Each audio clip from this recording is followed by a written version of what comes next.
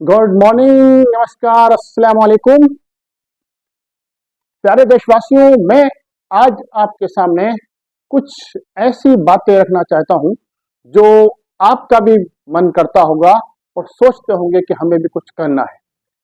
वो करना है देश के लिए, समाज के लिए और अपने माशरे के लिए। साथियों, सबसे पहले आपको मुबारकबाद ईद की और हिंदू नव वर्ष की। इसके साथ साथ एक और मुबारकबाद देनी है और एक जिम्मेदारी भी बतानी है जो अभी इसी महीने शुरू होनी है, जो कहलाना चाहिए लोकतंत्र का पर्व। समझ गए होंगे आप, मेरा इशारा है लोकसभा के आम चुनाव की तरफ।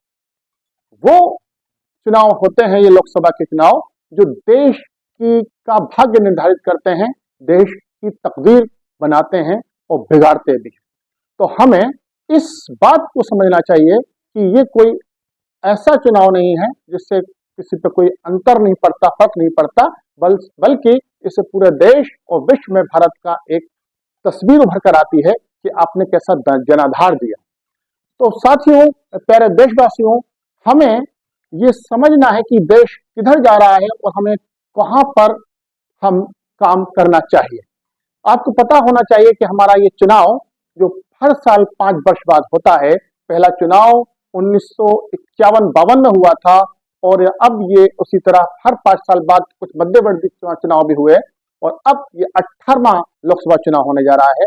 यानी कि हम 18वीं बार एक ऐसे का जनाधार देना चाह रहे हैं कि जिससे हम देश का प्रधानमंत्री ही नहीं बल्कि पूरी सरकार बनाने में अपना हम योगदान देते हैं। और ये योगदान मेरा या आपका नहीं, एक एक व्यक्ति का है, उन 96 करोड़ लोगों का है जो इस मताधिकार के प्रयोग करने जा रहे हैं।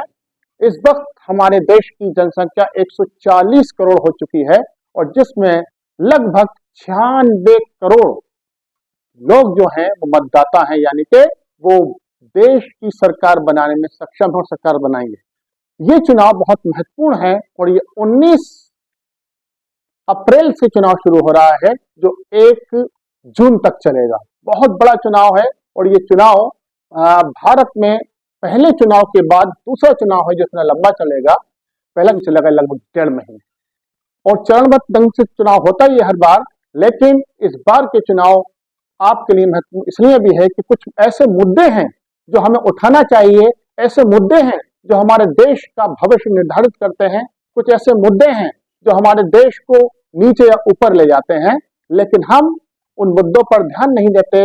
कभी हम संकुचित मानसिकता में घिर जाते हैं, कभी हम जातिवाद में घिर जाते हैं, कभी हम संप्रदायवाद में घिर जाते हैं, कभी हम धार्मिक बन जाते हैं, तो कभी हम बहुत ही स्वार्थी बन जाते हैं। लेकिन देशवासियों, हम देशवासी बहुत कम बन पाते हैं। अब समय आ गया है, हमें देश के लिए काम करना है और हमें एक ऐसा सांसद चुनना है अपने क्षेत्र का।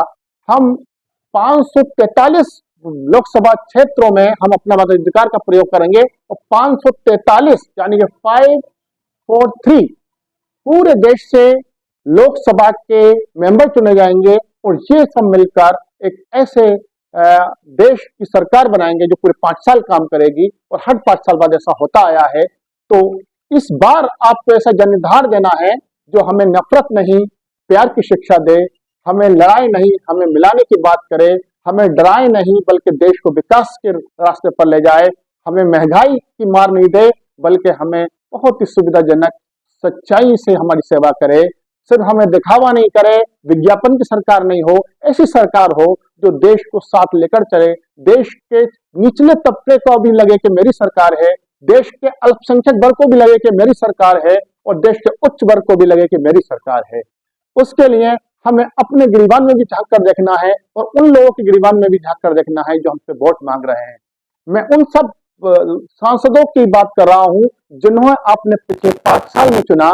अब समय आ गया है आपको उन्हें दोबारा चुनना है या बदलना है। ये आपकी जिम्मेदारी है, आपकी जिम्मेदारी है, आपकी जिम्मेदारी है। इसके लिए आपको क्या करना होगा, पिछले 5 ज्यादा दूर मत जाइए, इतना नहीं आपके पास समय है, नहीं इतनी सामर्थ्य है, नहीं इतने स्रोत है, लेकिन माध्यम हमारा बहुत है। हम सब चीज चेक कर सकते हैं। आज के सूचना क्रांति के युग में आप एक एक बात चेक कर सकते हैं कि हमारे सांसद निधि में कितना पैसा आता है, हमारे करोड़ रुपया एक साल में आता है आपके क्षेत्र के विकास के लिए, उन करोड़ रुपया प्रतिवर्ष लग रहा है आपके क्षेत्र में या नहीं लग रहा है, ये जिम्मेदारी आपकी भी है।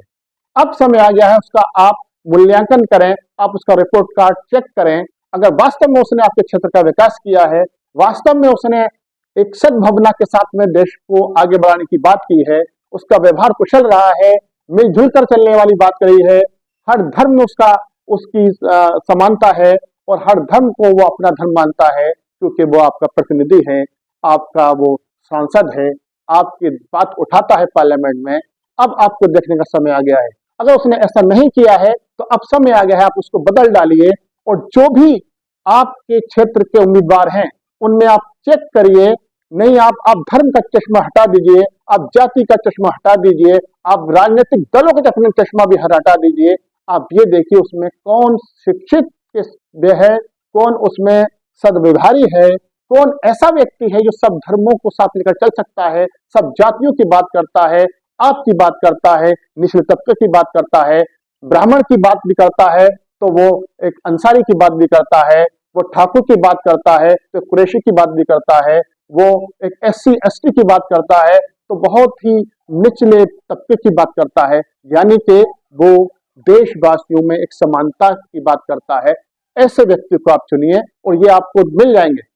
हर कॉन्स्टिट्यूंसी से, हर लोकसभा क्षेत्र से 10-12 से अधिक प्रत्याशी खड़े हुए हैं, लेकिन उसमें 2-3 में ही हमेशा आपने देखा टक्कर होती है। अब उनमें आपको तलाश करना है कौन जो वो व्यक्ति है जो इन कसौटियों पर खड़ा उतरता है। तो मैं चाहूंगा, आप सब भी यही चाह रहे हैं कि ऐसा जनाधार दे हम, जो हमें भी फक्र हो, हमें गर्व हो कि हमने देश को एक अच्छा जनाधार दिया है। तो हर व्यक्ति का अपना कर्तव्य बनता है कि अपने अपने लोकसभा क्षेत्र के प्रत्याशियों की कुंडली खंगालिए। आप अपने अपने प्रत्याशियों को देखिए, किसी पर कोई मुकदमा तो ऐसा रंगीन नहीं चल रहा है जो लगे कि आपने किसी अपराधी को चुन लिया। कोई उसने 5 साल में कोई ऐसा अपशब्द तो नहीं बोला है जनता के प्रति या किसी वर्ग के प्रति जिससे आपने लगे कि हमारी शर्मिंदगी उठानी पड़ रही है और आप फिर उसको चुन लें।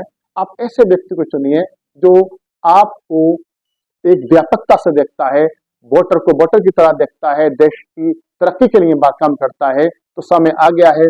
पहला चुनाव 19 अप्रैल को है, दूसरा 26 अप्रैल को है। इसी तरह चलते 7वां चरण पहले जून को होगा और 4 जून को आप जनादेश का रिजल्ट आ जाएगा। तो अब देखेंगे हम हमारा देश किधर जा रहा है, हमारा देश क्या चाहता है। और ये आप इस बात को भी विश्वास रखिए कि आप जो भी जनादेश देते हैं वो आपका रूप दिखाता है, वो आपकी सोच दिखाता है और आप कहाँ जा रहे हैं ये भी बताता है। अब हमने देख लिया है कि हमारा देश किन परिस्थितियों से गुजर रहा है, इन परिस्थितियों से हम कैसे निजात पा सकते हैं। उसके लिए आप वोट कीजिए। नहीं मैं किसी राजनीतिक दल का नाम लूंगा, नहीं मैं किसी ऐसी जाति और वर्ग या धर्म का नाम लूंगा जिसको आप चुने। आप खुद समझदार हैं, आप अपने अंतर मन की भावनाओं को देखिए, अपने अंतर मन को तलाशिए कि कौन ऐसा सांसद हो सकता है जो आपके क्षेत्र का विकास करे और देश की संसद में भी एक स्वच्छ छवि का व्यक्ति हो। आपको जरूर मिलेगा, हर कॉन्स्टिट्यूंसी से मिलेगा। आप तलाश करके ऐसा दीजिए, भले ही बिखरी हुई सरकार आए लेकिन आपका सांसद जो है वो सरकार को संभाल लेगा। और देशवासियों, अगर आपने गलत व्यक्ति को अपना सांसद चुन लिया, अपना प्रतिनिधि चुन लिया, तो भले ही सरकार किसी एक वर्ग की आ जाए, किसी एक राजनीतिक दल किया जाए, लेकिन आपका जो अस्तित्व है, आपकी जो पहचान है वो बहुत धूमिल हो सकती है। इसलिए मेरी आप सभी से गुजारिश है, मैं भी इसका पालन करूंगा कि मैं भी देखूंगा कि कौन कौन से प्रत्याशी, कौन कौन सी प्रतिभाएं हैं, कौन कौन सी योग्यताएं हैं, क्या क्या उन्होंने काम किए हैं। हम जब डॉक्टर को दिखाते हैं तो उसकी डिग्रियां देखते हैं, इस डॉक्टर को दिखाना है, जबकि छोटी 2-4 दिन में हम सही हो जाते हैं। ये तो 5 साल का आपका पूरा देश का निर्धारण करने वाले कर्णधार हैं। इनको आप अच्छी तरह कुंडली तलाशिए, देखिए कौन आपके लिए बेहतर साबित होगा, कौन देश के लिए अच्छा साबित होगा। आप मत देखिए प्रधानमंत्री का चेहरा, मत देखिए, आप सबसे पहले अपने क्षेत्र का उस प्रतिनिधि को देखिए, उस MP के उम्मीदवार को देखिए जो वो कर सकता है।